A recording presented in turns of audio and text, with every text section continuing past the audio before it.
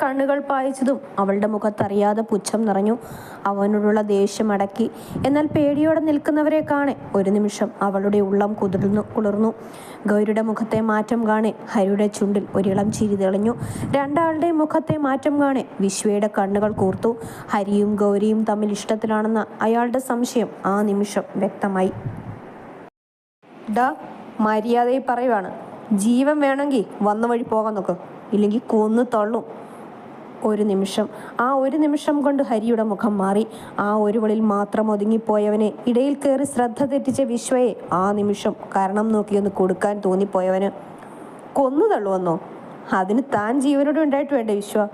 അറിയാലോ എന്നെ, തന്നെ പോലെ വെറും വാക്ക് പറയാറില്ല ഹരി.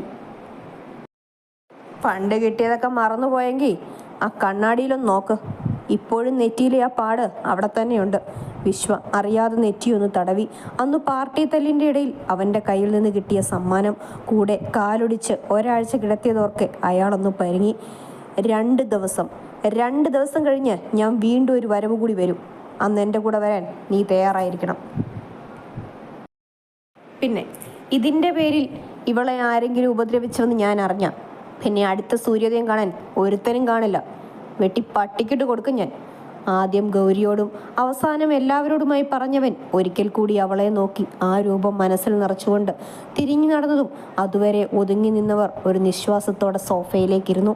കുറച്ചു നേരം അവിടെ മാകെ നിശബ്ദത നിറഞ്ഞു നിന്നു. ഗൗരി ഇനിയും അവിടെ നിൽക്കാൻ കഴിയാത്തതുപോലെ മെല്ലെ നടന്ന് പടികൾ കയറി. ആശ ചെറുവേദനയോടെയാണ് നോക്കി നിന്നതെങ്കിൽ രാജേശ്വരിയുടെ മുഖം വലിഞ്ഞു മുറുകി. അവൾ കാരണമാണ് എല്ലാം ഉണ്ടായതെന്ന ചിന്ത അവരെ ഭ്രാന്ത് പിടിപ്പിച്ചു. അതിലും കൂടുതൽ ഹരിയുടെ സംസാരവും. എല്ലാവരുടെയും മുന്നിൽ നാണം കെട്ടുപോയതിൻ്റെ അമർഷത്തിൽ അവർ മുറുകിയ മുഖത്തോടെ എഴുന്നേറ്റു. മുത്തശ്ശി, നന്ദൻ വിളിച്ചു. ഹരി പറഞ്ഞ പോലെ 2 ദിവസം കഴിഞ്ഞ് അവൻ വന്ന അന്ന് തന്നെ ഞാൻ ഗൗരിയുടെയും ഹരിയുടെയും കല്യാണം രജിസ്റ്റർ ചെയ്യും. അതിനൊന്നാം സാക്ഷി ഈ നന്ദനായിരിക്കും. അത്രമാത്രം പറഞ്ഞുകൊണ്ട് അവനും പടികൾ കയറി. കൃഷ്ണ, വിശ്വ അനിയനെ നോക്കി അമർഷത്തോടെ വിളിച്ചു. ഇതുവരെ എൻ്റെ അഭിപ്രായം പോലും നിങ്ങളാരും ചോദിച്ചിട്ടില്ല ഏട്ടാ. അതുകൊണ്ട് ഇതിലും അഭിപ്രായം പറയാൻ ഞാൻ ആളല്ല.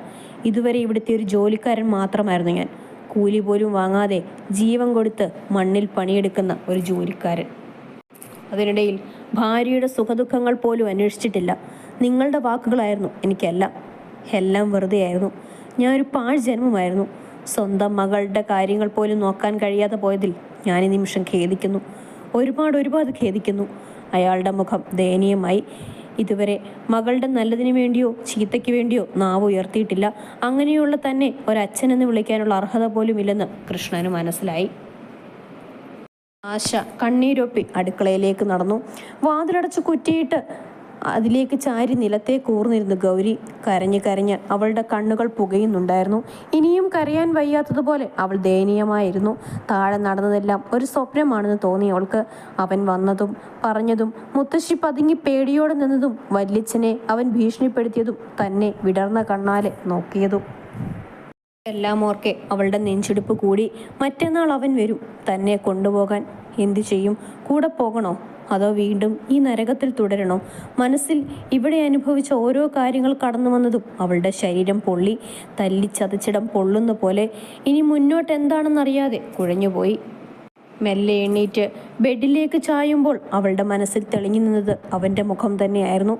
തിളക്കമാർന്ന കണ്ണും അവൻ്റെ ചുണ്ടിലെ ഇളം പുഞ്ചിരിയും എപ്പോഴോ അവളുടെ ഹൃദയത്തിൽ തറഞ്ഞു പോയിരുന്നു, അവൾ പോലും അറിയാതെ. ആൽത്തറയിൽ മലർന്നു കിടക്കുന്നവനെ അന്തം വിട്ട് നോക്കി നിൽക്കുകയാണ് 2 കണ്ണുകൾ. അജയ് എല്ലാം കൺമുന്നിൽ കണ്ടതിൻ്റെ ക്ഷീണത്തിൽ ബൈക്കിൽ ചാരി നിൽപ്പുണ്ട്. എന്നിട്ട് നീ ശരിക്കും അവൾ വിളിച്ചിറക്കി കൊണ്ടുവരാൻ പോവുകയാണ് ഹരി? മുസ്തു വിശ്വാസം വരാതെ അവനെ നോക്കി. അതിന് ഹരി അവനെ നോക്കിയതല്ലാതെ ഒന്നും പറഞ്ഞില്ല. അവൻ ചെയ്തതിൽ ഒരു തെറ്റ് ഞാൻ കാണുന്നില്ല. ആ പന്നത്തള്ളയുടെ മുന്നിൽ അവളെ ഇട്ടുകൊടുക്കുന്നതിലും ഭേദം ഇതുതന്നെയായി. പക്ഷേ ആ പെണ്ണിൻ്റെ അവസ്ഥ ആരാന്ന് പോലും അറിയാതെ ഒരുത്തൻ പെട്ടെന്നൊരു ദിവസം വന്ന് ഇങ്ങനെയൊക്കെ പറഞ്ഞാൽ അത് ഉൾക്കൊള്ളാൻ അതിന് കഴിയുമോ? ബിബി ചോദിക്കെ ഹരി എഴുന്നേറ്റിരുന്നു. അവൻ്റെ മനസ്സിലും അതേ ഭയമാണ്. അവളുടെ അവസ്ഥ അത് ഓർക്കാൻ കൂടി അവനാവുന്നില്ലായിരുന്നു. 2 ദിവസം കഴിഞ്ഞ് എന്ത് വിശ്വാസത്തിലാണ് അവൾ നിന്റെ കൂടെ വരുന്നത്?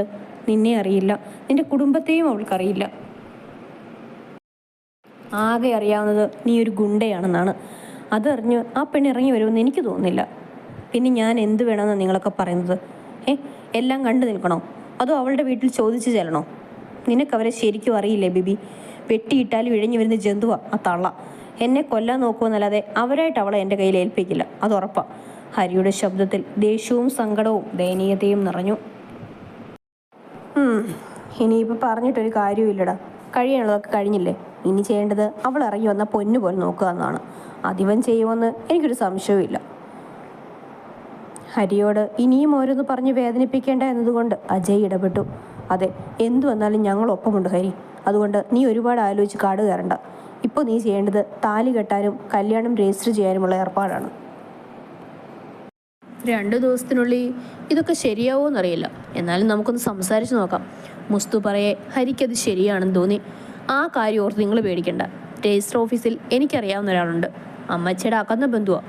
ആളോട് സംസാരിച്ച് നമുക്ക് വേണ്ടത് ചെയ്യാം. അമ്പലത്തിലെ കാര്യം അജയ് നീയും സംസാരിച്ച് നോക്ക്. നിനക്കാവുമ്പോൾ കമ്മിറ്റി പരിചയമുണ്ടല്ലോ. അത് വേണോ? ഹരി തന്നെ സംസാരിച്ച പോരെ? അജയ് ബിബിയെ ദയനീയമായി നോക്കി. ആര് സംസാരിച്ചാലും വേണ്ട, എല്ലാം ഒന്ന് സെറ്റായാൽ മതി. അവരുടെ സംസാരം കേട്ടിരുന്നതല്ലാതെ ഹരി ഒന്നും പറഞ്ഞില്ല. അവനപ്പോൾ ആലോചിച്ചത് ഒരു മൂലയിൽ പതുങ്ങി നിന്ന പെണ്ണിനെയാണ്. അവളിപ്പോൾ എന്തു ചെയ്യുന്നുണ്ടാവും? കരയുകയായിരിക്കുമോ? അതോ എല്ലാവരുടെയും വഴക്ക് കേൾക്കുന്നുണ്ടാകുമോ? അവളെ ഒന്ന് കാണാൻ ഹരിക്ക് വല്ലാത്ത ആഗ്രഹം തോന്നി. കൂടെ അവളെ നഷ്ടമാകുമോ എന്ന ഭയം അന്നാദ്യമായി അവനിൽ നിറഞ്ഞു. ഇല്ല, അവളെ നഷ്ടമാക്കിയൊരു ജീവിതം അത് ഹരിക്ക് വേണ്ട. മനസ്സാലെ ദൃഢനിശ്ചയമെടുത്തവൻ മണിമംഗലം വീട്ടിൽ ആരും ആരോടും മിണ്ടാതെയായി. രാജേശ്വരിയും മകനും മുറിയിൽ കയറി വാതിലടച്ച് കുശുകുശുപ്പാണ്. അവൻ പോയതു മുതൽ തുടങ്ങിയതാണ്. ഇതുവരെ കഴിഞ്ഞിട്ടില്ല. കൃഷ്ണൻ ആ സംസാരത്തിന് ശേഷം വയലിലേക്ക് ഇറങ്ങിയത് ഉച്ചയ്ക്ക് കഴിക്കാൻ പോലും വന്നില്ല. അല്ലെങ്കിൽ ഭക്ഷണവുമായി ചെല്ലാറുള്ള ആശ ഇന്നത് മനഃപൂർവ്വം മുതിർന്നില്ല. നന്ദനൊന്ന് പുറത്തു പോയി വന്ന് നേരെ പോയത് ഗൗരിയുടെ മുറിയിലേക്കാണ്. വാതിലിൽ മുട്ടി കുറച്ചു നിമിഷം കഴിഞ്ഞാണ് അവൾ വാതിൽ തുറന്നത്. ചുവന്നു വിളറിയ മുഖം കാണെ അവൻ്റെ നെഞ്ചിൽ ഒരു വേദന ഒരുങ്ങിപ്പോയി. മുന്നിൽ ഏട്ടനെ കണ്ടതും ഒന്ന് ചിരിക്കാൻ ശ്രമിച്ചു ഗൗരി. എന്നാൽ അതിന് സാധിക്കാതെ അവളുടെ ചുണ്ടുകൾ വിതുമ്പിപ്പോയി. അത് കണ്ടു നിൽക്കാൻ പറ്റാത്തതുപോലെ നന്ദൻ അവളെ നെഞ്ചിലേക്ക് ഒതുക്കിയതും അവൻ്റെ ചൂടിൽ പതുങ്ങിയവൾ ഏങ്ങി ഏങ്ങി കരഞ്ഞു. കരയല്ലേ കുഞ്ഞ, മതി. വാക്കുകൾ കൊണ്ട് അവളെ സമാധാനിപ്പിക്കാൻ അവനാവില്ലായിരുന്നു. അവളുടെ മനസ്സിൽ ഇപ്പോഴെന്താവുമെന്നറിയാം. ആരെ പഴിക്കണം, ആരിലേക്ക് ചേർന്ന് നിൽക്കണം എന്നറിയാതെ കുഴയുന്നുണ്ടാവും മനസ്സ്. ഒരുപക്ഷെ ഇവിടുന്ന് പോകാൻ പോലും അവൾ വിസമ്മതിക്കും. കുഞ്ഞിപ്പെണ്ണെ, മുടിയിഴകളിൽ തഴുകി അത്യധികം വാത്സല്യത്തിൽ വിളിക്കെ കണ്ണുകൾ മാത്രം ഉയർത്തി ഗൗരി അവനെ നോക്കി. എൻ്റെ മോൾക്ക് ഏട്ടനോട് പറ, നിന്റെ മനസ്സിൽ എന്താവുമെന്ന് ഈ ഏട്ടനോട് പറ. ഞാനുണ്ട് നിന്റെ കൂടെ. ഗൗരി വിതുമ്പിലടക്കി അവനെ ഇറുക്ക പുണർന്നു. എനിക്ക് ഇനിയും കരയാൻ വയ്യേട്ട, വയ്യ. എനിക്ക് അടുത്തു മരിച്ചു പോകാൻ തോന്നുക. ആർക്കും വേണ്ടാതെ ഇങ്ങനെ വേണ്ട. നേർത്തു പോയ അവളുടെ സ്വരം കേൾക്കെ നന്ദൻ അവളെ ഞെട്ടലോടെ നോക്കി. ഗൗരി, എത്രയെന്നാ ഏട്ടാ സഹിക്കുക? ഇനിയും വയ്യ. ഓർമ്മ വെച്ച നാൾ മുതൽ ഇങ്ങനെയല്ലേ? ഒരിക്കലെങ്കിലും പേടിയില്ലാതെ സന്തോഷത്തോടെ ഉറങ്ങിയിട്ടുണ്ടോ? നാളെ മുത്തശ്ശി എന്താവും പണി തരിക, എന്തിനാവും വഴക്ക് പറയുക എന്നൊക്കെ ഭയന്ന ഓരോ രാത്രിയും കഴിച്ചിരുന്നത്. അന്ന് പക്ഷേ കൂട്ടിന് ചേച്ചി ഉണ്ടായിരുന്നില്ലേ? പക്ഷെ ഇപ്പോൾ ഒറ്റയ്ക്ക് വയ്യാത്തോണ്ടാ. അച്ഛന് പിന്നെ പണ്ടേ വേണ്ടല്ലോ ആരെയും. അമ്മയ്ക്ക് പക്ഷെ ഒന്നും ചെയ്യാനാവുന്നില്ല. പിന്നെ എന്തിനേട്ടാ ജീവിക്കുന്നത്? ആർക്കു വേണ്ടിയാ? അടുത്തുപോയി മരിച്ചാൽ മതിയെന്നായി. കണ്ണുനീർ പടർന്ന അവളുടെ മുഖത്തെ ദയനീയതയിൽ നന്ദൻ്റെ കണ്ണുകൾ നിറഞ്ഞു. അതെ, അവൾ ചോദിച്ചത് സത്യമല്ലേ? എത്രയെന്ന് വെച്ചിട്ടാണ് സഹിക്കുന്നത്? ജീവിതത്തിൽ ഒരിക്കലെങ്കിലും സന്തോഷം അറിയണ്ടേ? വേണം. ഇനിയും തൻ്റെ പെങ്ങൾ ഈ നരകത്തിൽ തുടരാൻ പാടില്ല. ഒരുപക്ഷെ ഈ വീട്ടിലൊരിറ്റ് സന്തോഷം അറിയാത്തത് ഗൗരി മാത്രമാണെന്ന് നന്ദന് തോന്നി. മോളെ, ഏട്ടൻ പറയുന്നത് കേൾക്ക്. സമാധാനത്തിൽ അവളെ പിടിച്ച് ബെഡിലിരുത്തി നന്ദനും ഇരുന്നു. അങ്ങനെയൊന്നും ചിന്തിക്കല്ല മോളെ. നിന്നെ ഞങ്ങൾക്കൊക്കെ വേണ്ടേ? അമ്മയ്ക്ക് നീ ഇല്ലാതെ പറ്റുമോ? ഏട്ടനും നീ അല്ലാതെ പിന്നെ ആരാ മോളെ? ഞങ്ങളൊക്കെ പോട്ടെ, നിന്നെ മാത്രം ജീവനായി കണ്ട് ജീവിക്കുന്ന ഒരുത്തനില്ലേ മോളെ? ആർക്കു വേണ്ടെങ്കിലും അവന് നിന്നെ വേണം. അതിനുവേണ്ടിയല്ലേ ഇന്നിവിടെ ആ പുകിലൊക്കെ അവനുണ്ടാക്കിയത്? ആ നിമിഷം കരച്ചിലടക്കി ഗൗരി അവനെ നോക്കി. നന്ദൻ ചിരിയോടെ അവളുടെ മുടിയിൽ തഴുകി. മറ്റന്നാൾ അവൻ വന്നാൽ എൻ്റെ മോൾ അവൻ്റെ ഒപ്പം പോകണം. ജീവന ഹരിക്ക് നിന്നെ പൊന്നുപോലെ നോക്കും മോളെ. കുറച്ച് പണത്തിൻ്റെ പ്രശ്നം ആ വീട്ടിലുണ്ടാവുമെന്നല്ലാതെ സ്വർഗമായിരിക്കും അവിടെ നിനക്ക്. ഇവിടത്തേക്കാളും സമാധാനവും സന്തോഷവും നിനക്കവിടെ കിട്ടും. മതി ഇവിടെ എല്ലാം അനുഭവിച്ച് ജീവിച്ചത്. ഇനി ഇനി നിനക്ക് വേണ്ടത് സന്തോഷമായിരിക്കണം.